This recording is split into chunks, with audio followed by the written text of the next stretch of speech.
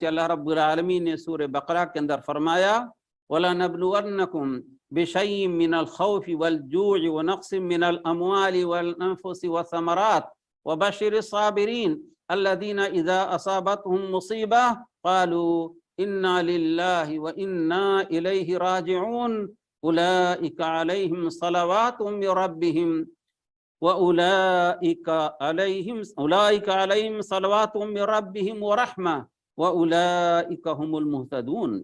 ہم یقیناً تمہیں آزمائیں گے دشمنوں کا خوف تمہارے دلوں میں ڈال کر، بھوک اور تنگ دستی سے، مال اور اولاد اور پھل اور جانوں کے اندر کمی ہوگی۔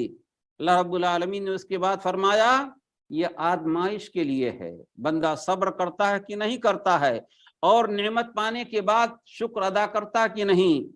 وبشر الصابرین، صبر کرنے والوں کو بشارہ سنا دیجئے۔ آپ کا کوئی رشتہ دار بیمار پڑا ہوا ہے، یہ اللہ کی تقدیر میں ہے، آپ کا کام ہے کہ صبر کریں اور اللہ رب العالمین سے دعا کریں۔ وبشر الصابرین الذین اذا اصابتهم مصیبہ، وہ صبر کرنے والے کہ جب انہیں کوئی تکلیف اور مصیبت پہنچتی ہے تو کہتے ہیں کہ ہم تو اللہ کے لیے ہیں اور اسی کی طرف لوٹنے والے ہیں۔